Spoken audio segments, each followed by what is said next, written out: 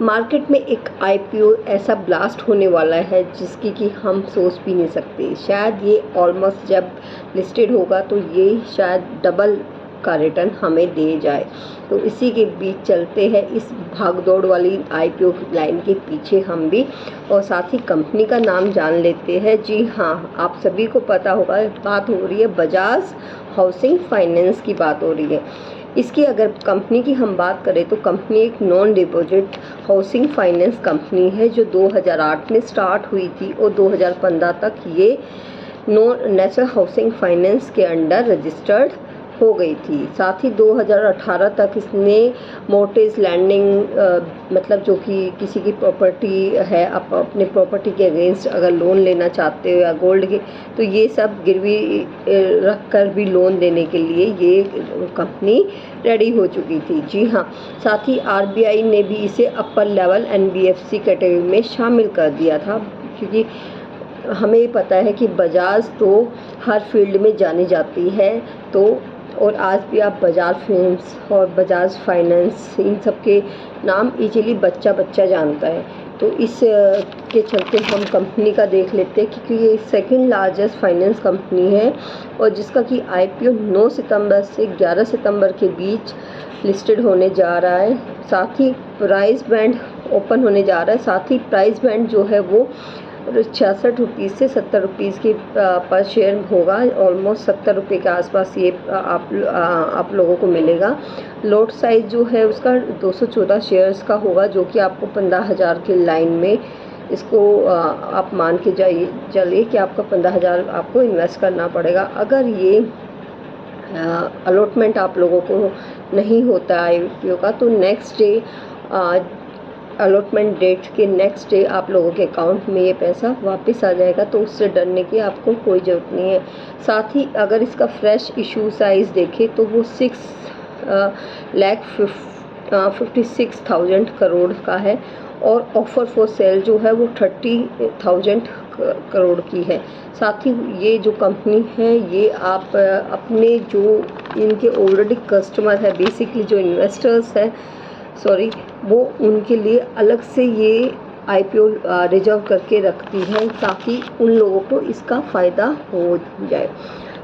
इसमें से अगर हम बात करें तो 50,000 करोड़ के जो शेयर्स है वो बजाज फाइनेंस और बजाज फाइनेंस लिमिटेड के इन्वेस्टर्स के लिए रिजर्व रखे गए हैं, ताकि 30 अगस्त तक जो इसमें इन स्टॉक्स में ऑलरेडी पोजीशन ले चुकी है, लेकिन नॉट ऑन 30 अगस्त को अगर किसी ने पोजीशन ली है, किसी ने बजाज फाइनेंस या बजाज फाइनेंस के स्टॉक्स लिए हैं, तो उनको ये बेनिफिट नहीं मिलने वाला है। साथ ही अलॉटमेंट जो है आप लोगों को पता ही है कि आईपीओ की अप्लाई करने के लिए जो अलॉटमेंट डेट होगी वो 12 सितंबर तक है।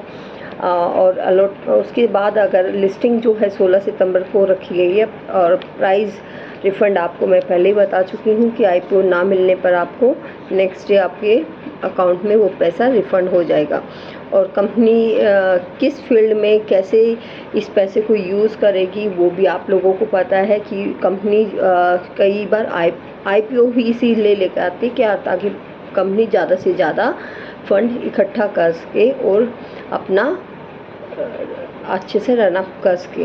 साथ ही अगर हम इसकी इन्वेस्टर कैटेगरी की बात करें तो 50% शेयर्स जो है QIB शेयर्स ऑफ़र किए हुए हैं। रिटेलर्स को 35% से कम नहीं होने चाहिए। साथ ही NII को 15% से कम नहीं होने चाहिए। इस तरह से इसने अपनी कैटेगराइज की हुई है।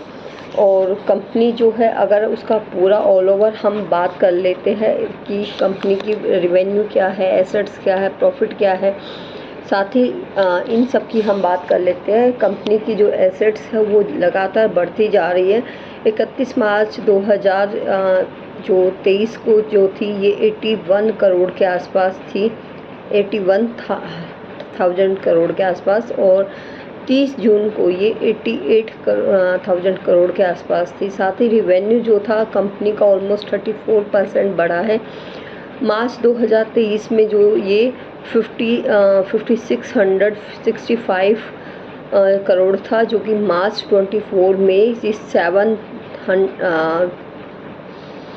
1617 करोड़ हो गया है। प्रॉफिट आफ्टर टैक्स की बात करें तो ये जहां 1257 करोड़ था वहीं 1731 करोड़ हो गया है, और ऑलमोस्ट प्रॉफिट आफ्टर टैक्स में भी हमें 38% तक का मुनाफा ये देखने को मिला है। साथ ही नेट वर्थ जो है इसकी मार्च 2023 में जो थी वो 10,500 के आसपास थी। साथ ही मार्च 24 में वो 12,233 के आसपास हो गई है। तो कंपनी का काम ही बोरिंग है। साथ ही इस कंपनी का मेन जो है वो ज़्यादा से ज़्यादा लोग इस पे विश्वास करते हैं, और ये कंपनी का सारा काम ही है। लेकिन लोन देना है, लोन देगा तो ऑब्वियस बात है कंपनी पे डेफ्ट भी बढ़ते जाएंगे, क्योंकि कंपनी पैसा अरेंज तो कहीं ना कहीं से करेगी। तो अगर इसके डेफ्ट 73,347 करोड़ है तो इस चीज़ से हमें डरने की ज़रूरत नहीं है, क्योंकि लोन देना इसका काम है, पैसे का अरेंजमेंट करना इसका काम है। तो ऑब्वियस बात है इसका डेफ्ट तो बढ़ेगा ही बढ़ेगा, कहीं ना पैसा इधर से उधर, उधर से इधर तो घुमाएगी कंपनी। तो उस चीज़ से हमें, क्योंकि फाइनेंशियल कंपनी जितनी भी होती है, जितनी भी लोन प्रोवाइडर कंपनी होती है, उनके डेफ्ट भी ज़्यादा होते हैं। तो डेफ्ट से बिल्कुल नहीं डरना। जहां ऑलमोस्ट 1% तक हम डेफ्ट को सही मान लेते हैं कि इक्विटी के से 1% लेस होना चाहिए, लेकिन यहाँ पे इसका जो डेफ्ट था वो 5.7% है, जो नॉर्मल से बहुत ज़्यादा है। बट इससे हमें बिल्कुल नहीं डरना है, ये कि डरने वाली बात नहीं है। तो आप इस कंपनी में इजीली इन्वेस्ट कर सकते हैं। साथ ही इसका पी भी देख लेते हैं। पी जो है हमें किसी स्टॉक की वैल्यूएशन बताता है। साथ ही 30.2 और 31 के बीच में इसका पी चल रहे हैं।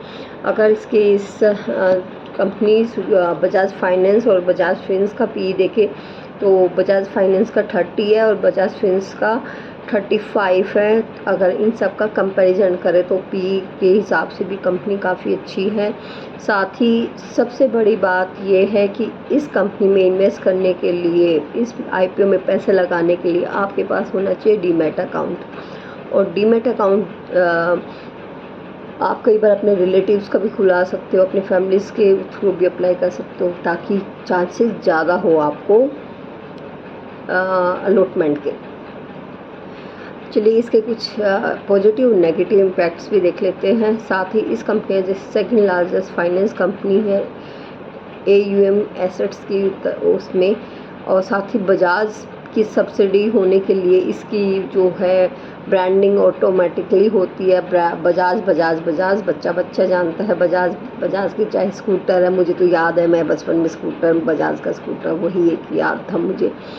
और आज के ट्रेंड के हिसाब से ये डिजिटलाइजेशन पर बहुत फोकस करती है। साथ ही इसका नेगेटिव इम्पैक्ट भी हो सकता है। सबसे पहला तो ये है कि ये कंपनी रियल एस्टेट पोर्टफोलियो पर ज़्यादा बेस्ड है, उस पर ज़्यादा एक्सपोज किया हुआ है। अगर रियल एस्टेट में कुछ नेगेटिव न्यूज़ आती है तो ज़रूर इस कंपनी के रिवेन्यू पर इसका असर देखने को पड़ेगा। साथ ही रेट ऑफ इंटरेस्ट अगर बढ़ता है तो RBI अगर रेट ऑफ इंटरेस्ट बढ़ाती है तो कंपनी के ऊपर अच्छा खासा नेगेटिव इम्पैक्ट देखने को मिल सकते हैं, क्योंकि उसके बढ़ने से लोग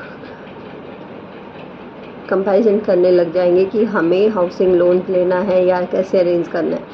तो वो तो जनरल एक है ही। अगर रेट ऑफ इंटरेस्ट ज़्यादा होगा तो क्यों आम पब्लिक किसी अपनी प्रॉपर्टी ख़रीदने में, एजुकेशन लोन लेने में, कार लोन लेने में, इस तरह में आप किसी बैंक से लोन लेना प्रेफर क्यों करेंगे। तो ये सारा डिटेल आप लोगों के सामने मैंने रख दिया है। सोचना आपको है, देखना आपको है कि क्या आप इस IPO में अप्लाई कर रहे हो या नहीं कर रहे हो। मैं तो अपना करने जा रही हूँ, और आप मुझे अपना कमेंट सेक्शन में कमेंट ज़रूर बताना। और वीडियो कैसा लगा, चैनल पे नए आए हो तो प्लीज़ बेल आइकन दबा के जाना, सब्सक्राइब करके जाना और मुझे लाइक भी करके जाना। और कमेंट सेक्शन में कमेंट ज़रूर बताना कि मुझे ये वीडियो आप लोगों को कैसा लगा। Thanks for watching.